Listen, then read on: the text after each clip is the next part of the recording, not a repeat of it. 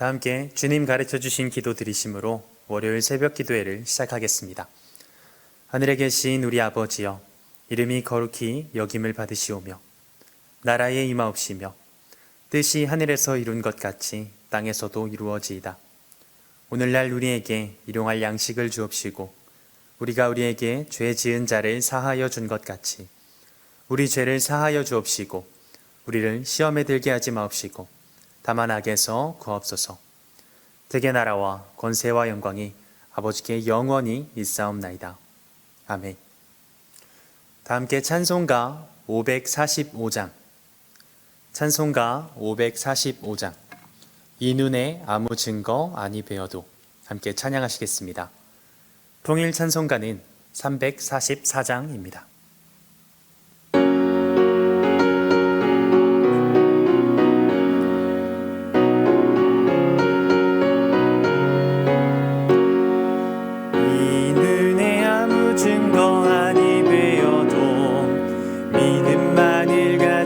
선을 걸으며 이 뒤에 아무 소리 아니 들려도 하나님의 약속 위에 서리라. 걸어가세 믿음 위에 서서 나가세 의심 버리고 걸어가세 믿음 위에 서서 눈과 귀에 아무 증거 없어도 이 눈이 보기에는 어떠하든지 이미 얻은 증거대로 늘 믿으며 이 맘에 의심 없이 살아갈 때에 우리 소원 주 안에서 이루리. 걸어가세 믿음 위에 서서 나가세 의심 버리고 걸어가세 믿음 위에 서서 눈과 귀에 아무 증거 없어도 주님의 거룩함을 두고 맹세한 주 하나님 아버지는 참 미쁘다. 그 귀한 모든 약속 믿는 자에게 능치 못할 무슨 일이 있을까.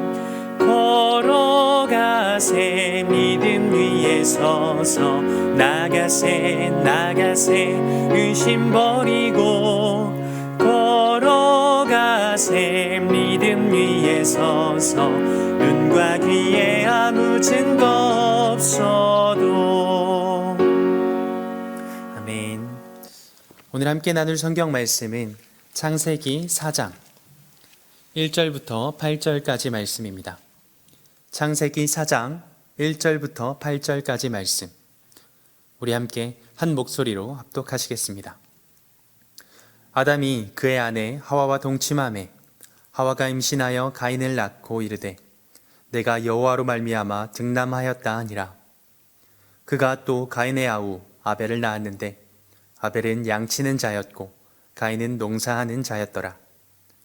세월이 지난 후에 가인은 땅의 소산으로 제물을 삼아 여호와께 드렸고 아벨은 자기도 양의 첫 새끼와 그 기름으로 드렸더니 여호와께서 아벨과 그의 제물은 받으셨으나 가인과 그의 제물은 받지 아니하신지라. 가인이 몹시 분하여 안색이 변하니 여호와께서 가인에게 이르시되 내가 분하여 함은 어찌 됨이며 안색이 변함은 어찌 됨이냐. 내가 선을 행하면 어찌 낯을 들지 못하겠느냐. 선을 행하지 아니하면 죄가 문에 엎드려 있느니라. 죄가 너를 원하나 너는 죄를 다스릴지니라. 가인이 그의 아우 아벨에게 말하고 그들이 들에 있을 때에 가인이 그의 아우 아벨을 쳐 죽이니라. 아멘. 네. 저에게는 형이 한 명 있는데요. 어떤 가정이나 마찬가지로 부모님의 사랑에 대해서 서로가 느끼는 부분들이 달랐습니다. 형은 부모님이 동생인 저를 더 사랑하는 것 같다고 생각하고, 저는 부모님이 형을 더 사랑하는 것 같다고 생각하는 그런 형태 말이죠. 그런데 어른이 되고 시간이 지나고 보니 그렇게 느꼈다는 것은 곧 오히려 부모님이 형과 저 모두를 사랑해 주셨기 때문이라는 것을 알 수 있었습니다. 단지 자신이 원하는 때에 자신이 원하는 방식으로 사랑을 표현해 주기를 원하는 누구나 다 가지고 있는 개인적인 바람 때문에 그렇게 느꼈던 것입니다. 그리하여 과거에는 아니었을지 몰라도 현재 저의 경우에는 형제 관계가 굉장히 원만하다고 말씀드릴 수 있는데요. 주변에서 이야기를 들으면서 또 드라마나 영화 그리고 만화를 보면서도 형제 관계는 정말 극과 극이라는 것을 느낄 때가 많습니다. 그리고 어렸을 적 형제나 자매, 남매의 다툼은 보통 질투로부터 시작되는 경우가 많은 것 같습니다. 또한 실제로 많이 일어날 수 있는 일이라서 그런지 성경 안에서도 형제 간의 불화나 다툼, 질투 등에 관한 이야기들이 많이 나타납니다. 그 중에서 우리가 오늘 함께 나눌 본문인 창세기 4장에서는 우리가 정말 많이 들어본 이야기, 하나님을 믿지 않는 사람들도 웬만해서는 들어본 성경에 기록된 최초의 살인 사건을 담은 한 형제의 이야기인 가인과 아벨의 이야기가 등장합니다. 두 사람은 아담과 하와의 자녀로 형인 가인은 농사를 짓는 사람, 동생인 아벨은 양을 치는 사람이었는데요. 시간이 흘러 가인은 농사를 짓는 사람이었기에 땅에서 나온 소산으로, 아벨은 양을 치는 사람이었기에 양을 제물로 하여 하나님께 제사를 드립니다. 그런데 무엇이 잘못되었던 것일까요? 하나님께서는 가인의 제사를 받지 않으셨습니다. 그리하여 가인은 하나님에 대한 분노와 동생 아벨에 대한 질투에 사로잡히게 되었고, 결국 자신이 죽일 수 없는 하나님이 아닌 자신이 죽일 수 있는 동생인 아벨을 죽이게 됩니다. 과연 어디서부터 잘못되었던 것일까요? 하나님께서 양만 좋아하시고 곡식은 좋아하지 않으셨기 때문일까요? 아니면 하나님께서 가인보다 아벨을 더 많이 사랑하셨기 때문일까요? 그것도 아니면 가인이 가장 좋은 것이라고 여겨지는 첫 것을 드리지 않았기 때문일까요? 분명한 이유가 있을 텐데 오늘 본문 안에서는 모든 것을 상세히 설명해 주지는 않는 것으로 보입니다. 그러나 본문을 자세히 들여다보면 근본적인 힌트가 숨어 있습니다. 하나님께서는 아벨과 그의 제물은 받으셨지만 가인과 그의 제물은 받지 아니하셨습니다. 하나님께서 받으시는 제사, 즉 예배는 단순히 제물만의 문제가 아니라는 것이죠. 하나님께서는 제물을 드리는 그 사람을 함께 바라보신다는 것입니다. 그리하여 히브리서 기자는 아벨에 대하여 이렇게 기록합니다. 믿음으로 아벨은 가인보다 더 나은 제사를 하나님께 드림으로 의로운 자라 하시는 증거를 얻었으니 하나님이 그 예물에 대하여 증언하심이라. 그가 죽었으나 그 믿음으로써 지금도 말하느니라. 아멘. 그리하여 여기서 중요한 것은 제물이 아니라 믿음이며 믿음으로 예배를 드렸는가에 대한 것입니다. 그리고 이것을 오늘날 우리의 모습에 빗대어 보자면 수많은 물질로 헌금을 드렸지만 그 안에 믿음이 없고 예배에 대한 소망이 없이 그저 주일날 자리에 앉아만 있다가 가는가? 아니면 드릴 수 있는 것은 적은 물질을 드릴 수밖에 없지만 믿음과 예배에 대한 소망을 가지고 하나님의 말씀에 청종하며 영과 진리로 예배 드리는가? 가인과 아벨의 제사는 이와 같은 형태의 모습이라고 할 수 있습니다. 그렇다면 우리는 어떤 형태의 예배를 드리고 있습니까? 적게는 일주일 중 1시간 남짓, 많게는 매일 새벽 기도회, 수요 예배, 한밤의 기도회 등을 포함하여 여러 시간. 우리는 예배를 드리는 동안 어떤 마음가짐과 어떤 소망을 가지고 서 계십니까? 어쩌면 일주일 중 밥을 먹는 시간들보다 더 적은 시간을 예배에 사용하면서도 그 시간 동안만큼도 예배에 하나님께 집중하지 못할 때도 있을 것입니다.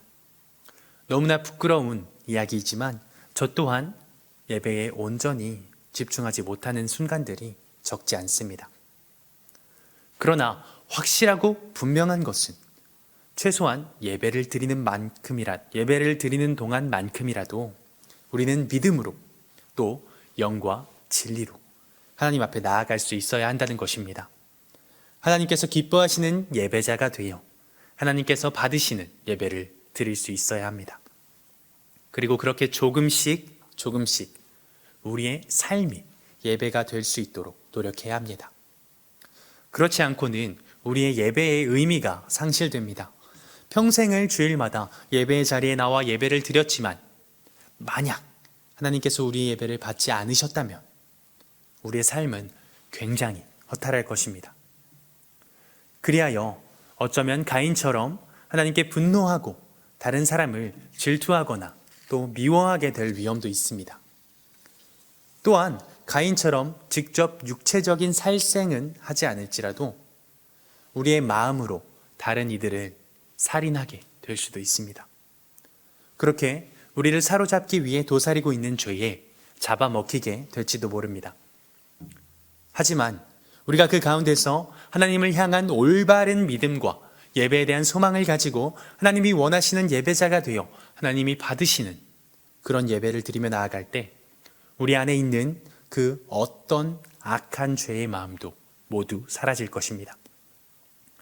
하나님께서 가인에게 말씀하신 것처럼 지금 우리를 향해 달려오는 죄를 다스릴 수 있게 될 것입니다.